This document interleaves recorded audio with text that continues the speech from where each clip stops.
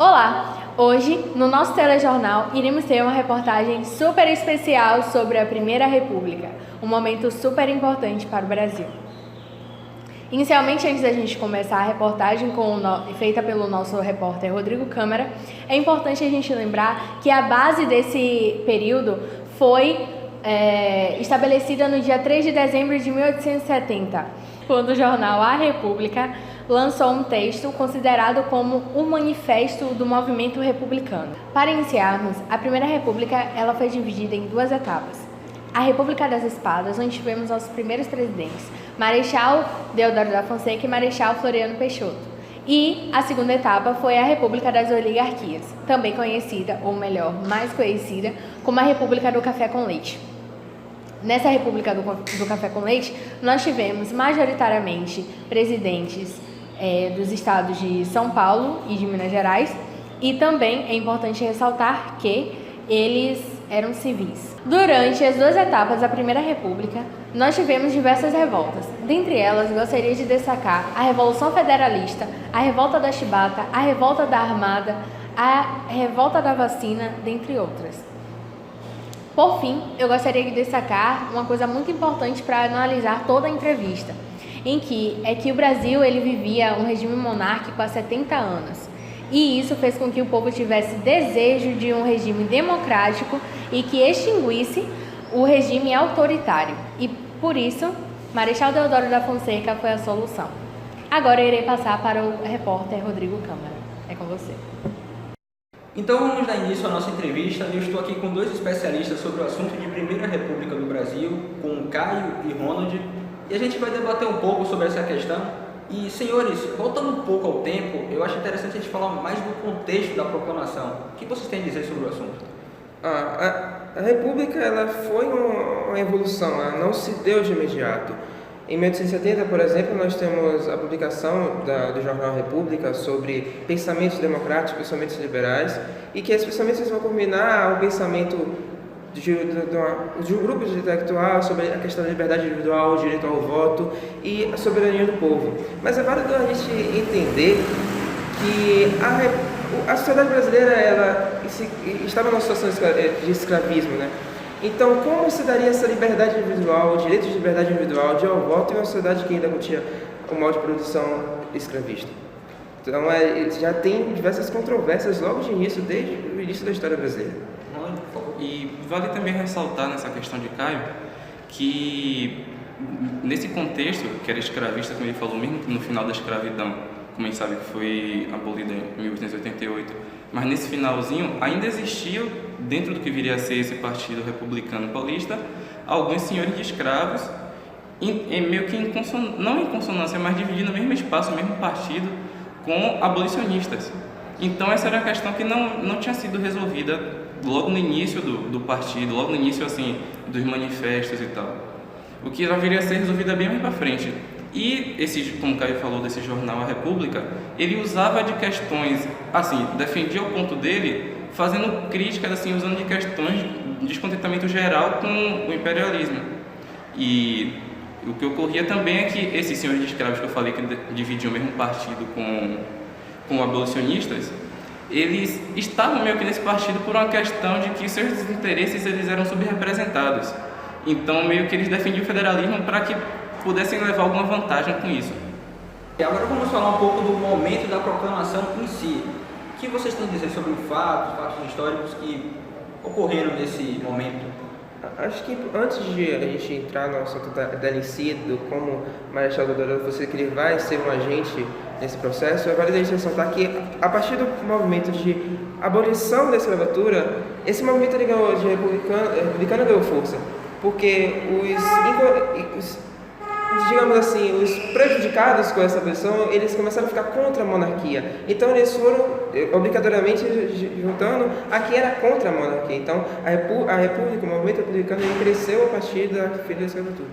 Uma questão importante a ser abordada também é a questão militar, porque junto com a abolição que já foi dita, outra questão que influenciou bastante para vir a eclodir a República foi uma questão de que uma repressão do governo, do Império no caso, que era no momento, né, ao exército. E isso fez com que surgisse a figura do Marechal Deodoro da Fonseca, que ele era o que mais prestigiado dentro desse meio, e ele serve meio como assim a imagem dos revoltosos, digamos assim, do que viriam a ser os revolucionários quando ocorre mais para frente a proclamação da República. E aí dentro desse exército também havia uma forte influência do positivismo. Esse positivismo meio que deu uma base com que o ideal do exército fosse uma questão mais republicana. E aí isso vai eclodir na proclamação da República de um golpe que surge a partir de um golpe militar. Sabemos que os ideais liberais e positivistas tiveram grande influência no golpe, mas você poderia comentar um pouco sobre esse golpe, como ocorreu? Bom, o golpe ele se deu mais ou menos assim. A partir desse contexto que eu falei, do descontentamento da população no geral, também do exército com o governo imperial, em um episódio ocorrido em 1889, o Deodoro, em uma parada militar, ele se dirige ao Campo de Santana e lá ele destitui o último gabinete monárquico. E esse acontecimento ele não foi alarmado no momento. Só algumas horas depois veio a ser proclamada a República, com a figura de José do Patrocínio, e além disso, nem ocorreu uma grande revolta contra essa proclamação da República e nem ocorreu um grande alarde. Meio que a população já estava meio que aceitando que isso iria vir a ocorrer uma hora ou outra. Tanto que o governo imperial ele só saiu de madrugada, então não ficou alguma coisa alarmada para todo mundo sabendo que tinha uma movimentação. Eles foram dispostos, mas só que eles saíram só pela madrugada, quando ninguém estava vendo. Então só no outro dia que a população já teve essa noção do que realmente tinha acontecido. Instaurada a República, acho importante a gente falar dos governos que a constituíram. Então vocês poderiam comentar um pouco sobre? Olha, inicialmente, após instaurada a República, a gente vai ter um governo provisório de Deodoro. Afonso. É melhor você voltar, Ok, já instaurada a República, acho importante a gente comentar um pouco sobre os governos que a constituíram. Vocês podem comentar um pouco sobre? Inicialmente, assim, a partir de quando foi instaurada a República, o primeiro governo se deu por um governo provisório, que foi o governo do Marechal Deodoro da Fonseca. Depois, ele só foi ocupar oficialmente depois que foi instaurada a Constituição. Entretanto, a Constituição dizia que tinha um voto, mas a eleição dele ele não se deu por voto, ele já foi colocado como presidente automaticamente. O governo dele ele oprimiu muito os opositores. Os opositores não tinham espaço. Ele só colocava ao cargo pessoas que ele já sabia que tinham os mesmos interesses que ele. E o Marechal Deodoro da Fonseca tinha muito apoio militar, ele era muito prestigiado. Então, o risco dele tentar dar um golpe, ou dar uma ditadura, um golpe, era muito alto. E foi isso que ele tentou. Entretanto, quem colocou o vice dele não foi besta, porque sabia que ele tinha um inimigo. Então, colocou logo de vice o Floriano Peixoto. E quando ele tentou dar o golpe, ele foi deposto. Sim, nessa de que ele é deposto, começa o governo de Floriano, que começa assim contra a Constituição que havia sido proclamada, porque o presidente, se ele fosse deposto ou ocorresse alguma coisa durante o mandato dele e que ele não cumprisse metade do mandato, deveriam ser chamadas novas eleições.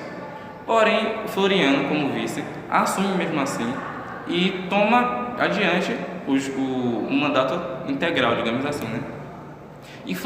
Só que Floriano era um político bem mais hábil do que o Deodoro. Como a gente viu que ocorreu, Deodoro ele tentou golpe, foi pressionado e foi deposto. Floriano ele consegue articular bem com vários setores da população. Então ele meio que consegue se manter firme e mesmo que houvesse assim um descontentamento de uma parte com o governo dele, ele vai ser o Marechal de Ferro, né? Outra parte também meio que amava ele, não vou dizer que amava, mas outra parte apoiava bastante ele, tanto que ele vai ter o apoio de uma classe chamada os jacobinos e tal, e os jacobinos ele vai meio que fazer um jogo assim com eles, seriam da classe mais média, assim, mais urbana, e um jogo entre eles e a elite, vai dar cargos a alguns, vai colocar assim, construir um governo que seja favorável ao mandato dele mesmo. Uma coisa importante salientar é que tanto o Marechal Deodoro ele tinha que ser colocado por voto, na Constituição ela definia que se um presidente ele saísse em menos de 2 anos, teria que ter outra nova eleição, só que isso não ocorreu, eles já colocaram também diretamente Floriano Peixoto. O Brasil começou um pouco errado. Começou muito errado. Importante que Caio citou a questão do voto, que foi um fator preponderante desse processo. Vocês poderiam comentar um pouco sobre o currículo? Inicialmente, o voto foi uma coisa que foi chegando à população de forma gradativa. Inicialmente, ele era dado pela questão da renda, que apenas 1% da população em si, da população brasileira aqui, tinha o direito de voto, que depois iria votar. Já, posteriormente, essa característica do voto vai crescer uma porcentagem maior, vai chegar a 2% até 5% da população. Mas esse voto, ele já era aberto, ele não era um voto secreto como a gente tem atualmente. Era um voto que era para poucos, porque a maioria da população era analfabetizada e era só para quem era alfabetizado. Isso vai diminuir essa chance, mas aumenta um pouco a questão da renda que era anteriormente. E vai ter uma parte assim dos intelectuais que eles vão defender esse voto assim, e eles vão defender que o eleitor ele deveria ter assim coragem de defender suas convicções políticas. Então era meio que eles usavam como justificativa para esse voto aberto e para esse voto também mais reduzido assim com 5% somente da população, ele vai meio que colocar eles como heróis e que eles dariam o voto daquela maneira por conta disso. Seguindo esse desfecho do governo de Floriano, como se deu essa transição para os governos ditos agora mais civis, papel? Bom, essa transição ela ocorre assim. Durante o governo dos militares, os partidos republicanos eles vão se articular, no caso, o lado civil dos partidos vão se articular para que houvesse um contexto político, digamos assim, que fosse favorável a eles, fosse favorável à emergência de um presidente que fosse civil, como você já citou. E ao mesmo tempo eles vão forçar, meio que assim, impor a Floriano que ele convocasse novas eleições. Isso eles conseguem tranquilamente. Em 94, Floriano convoca novas eleições e com toda a articulação que eles fizeram, eles conseguem colocar no poder, o Partido Republicano Paulista coloca no poder um presidente que é paulista. E aí entra a figura de Prudente de Moraes. Uma questão importante acerca do governo de Prudente de Moraes é que ele é basicamente anti-florianista. Ele vai tirar do cargo todos aqueles que eram a favor do governo de Floriano. Então, todos os cargos públicos, eles vão só colocar gente que, de certa forma, não fosse a favor de Floriano, das políticas de Floriano. Um outro ponto importante é que ele buscou, enquanto Floriano ele buscava combater as revoltas, ele já tentou uma proposta diferente. Ele tentou criar acordos de paz com esses revoltados, o que provavelmente vai gerar muita distinção isso por parte dos revoltosos, por parte da oposição de quem era a favor de Floriano. Então ele vai ter essa parte da oposição muito forte a Prudente de Moraes por conta disso. Também, como o Caio estava comentando, eu acho que é importante a gente falar de um episódio que ele vai meio que dar uma virada de jogo a favor do Prudente de Moraes, porque com todo esse sentimento de revolta, os jacobinos estavam com assim, os nervos à flor da pele, digamos assim, e aí uma visita de Floriano, em uma visita de Prudente de Moraes ao arsenal de guerra, ele vai sofrer um atentado, porém foi um atentado frustrado. A arma do oficial falhou e ele não vai conseguir matar Floriano, porém ele leva um outro oficial, eu não lembro direito se era um comandante assim, mas essa tentativa de assassinato, ela vai fazer com que a opinião pública, em vez de estar contra Floriano, além disso aí também ocorre o fator da Guerra dos Canudos, que vai ser importante, que essa opinião que estava contra Prudente, ela se volte a favor dele e que ele tenha um governo um pouco mais estável, digamos assim. Prosseguindo então, vamos entrar agora no momento que ficou mais conhecido como política do café com leite. O que vocês poderiam dizer? Como ela foi articulada? Como se deu a questão dos cafeicultores em si? Bom, primeiro eu vou explicar um pouco qual é a razão desse nome, que ele é um pouco equivocado, podemos dizer assim. E acontece que, na verdade, foi uma política que foi articulada entre os estados de São Paulo e Minas Gerais. São Paulo era o principal produtor de café e Minas tinha o maior gado brasileiro. Por isso se chama café com leite, mais pela questão do trocadilho, digamos assim. mas não era bem que o leite fosse assim o que impulsionou, mas também era um fator importante o gado, e ambos os estados eles tinham a sua questão dos cafeicultores. E ele se dá por pela assim, o sucessor de Prudente de Moraes, que foi Campos Salles. Ele assim, junto com o partido, eles vão conseguir articular uma política chamada de política dos estados, e eles vão conseguir alternar esse poder até meio que o fim dessa Primeira República, alternar o poder entre São Paulo e Minas. Nessa alternância de poder, eles conseguem garantir, pelo menos, que o interesse desses estados maiores seja assim abordado, né? Porque, como eu falei, eles eram estados que tinham muito sua economia baseada no café.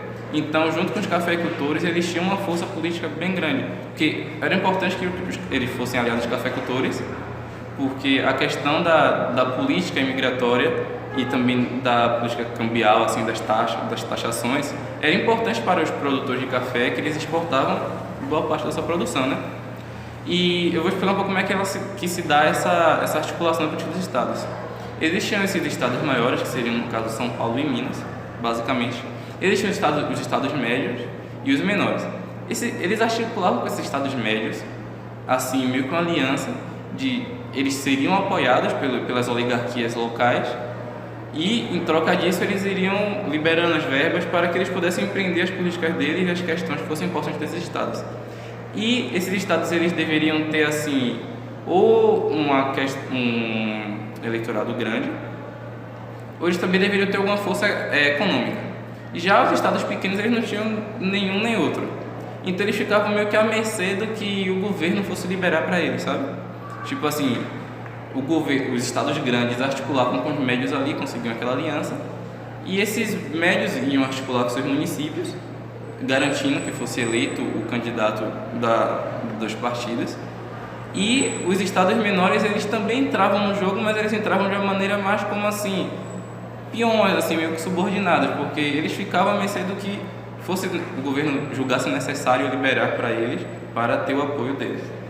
Uma característica importante dessa política é que, a partir daí, quando o Campos Salles ele toma a presidência, o voto ele vai começar a ter um papel muito importante na sociedade. Vai ter um voto aberto, né? Então, com esse voto aberto vai haver muitas fraudes. O voto, ele era, em si, ele sofria muita interferência, porque você tinha uma comissão de verificação. Então, a comissão de verificação quer dizer quem ia ganhar ou não. Não necessariamente um candidato que ganhasse mais votos seria o eleito, mas diria que ele teria um apoio popular. Então, um candidato poderia ter um maior voto e não ser eleito, mas um candidato ter uma proximidade ali próxima, e, tipo, foi eleito, mas ele tem um apoio, então justificava o fato dele estar ali. Com a questão desse voto e as fraudes e tudo mais, os coronéis vão se aproveitar. Assim como tinha o pacto entre os estados, vai haver um pacto entre o coronel e as pessoas, de modo geral, que iam votar. As pessoas que normalmente elas tinham uma escolaridade um pouco baixa e tudo mais. Os coronéis, eles ofereciam em troca do voto naquele candidato que ele apoiava, em troca de favores, empregos e assessões, de modo geral. Temos também uma revolta que reflete muito o contexto racial da época no qual os negros estavam inseridos, que se chama Revolta da Chibata. Vocês podem comentar um pouco sobre? A Revolta da Chibata ela vai trazer um aspecto que eu trouxe no início da entrevista, que com a proclamação da República e a Constituição, ela veio trazendo muitas questões de direitos de liberdade e a liberdade de indivíduo e tudo mais. E eu ressaltei logo no início a questão da sociedade escravista, a sociedade marcada por preconceitos raciais. E esses embates de direitos e liberdades do indivíduo ele vai começar a ser mais questionados.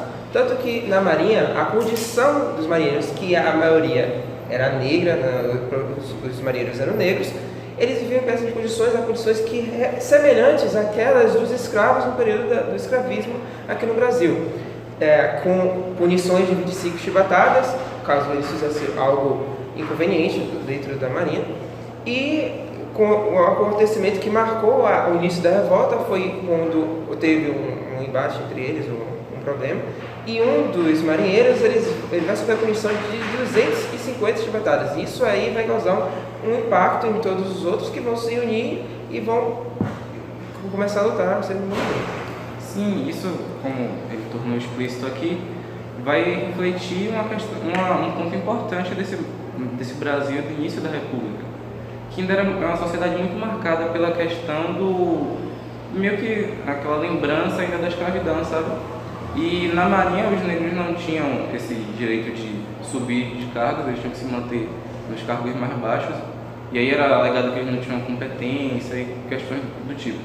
E havia também que, como o Carlos disse, mesmo que as chibatadas, os castigos físicos tivessem sido já suprimidos durante a declaração durante a proclamação da República, era permitido dentro da Marinha que ocorresse algumas chibatadas, para alguns casos, essa questão do castigo físico, e aí vai ocorrer esse estopim, que era uma revolta que já estava sendo formulada desde antes desse entendimento, dessa briga que rola e da condenação das 50 chibatadas, mas que isso serve como fosse o estopim.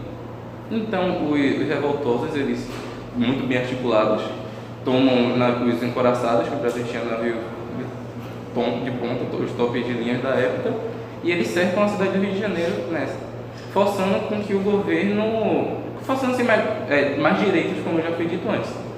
E a mídia vai ficar a favor dos revoltosos e também algumas figuras importantes políticas.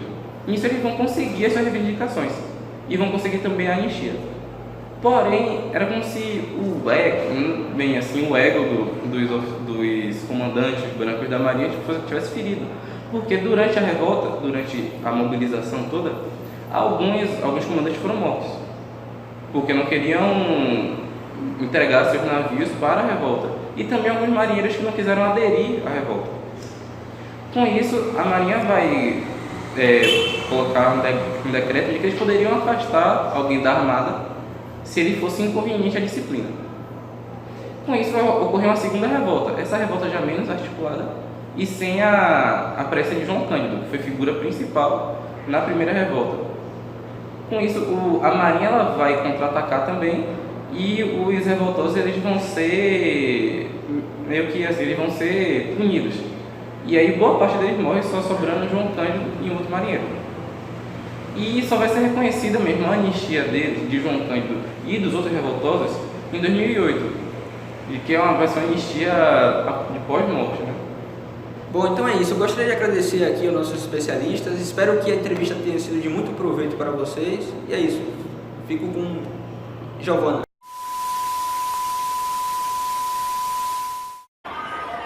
Então, a gente tem que o final da Primeira República ele é caracterizado de forma sucinta e geral pelo rompimento do acordo entre São Paulo e Minas Gerais, conhecido também como política do café com leite.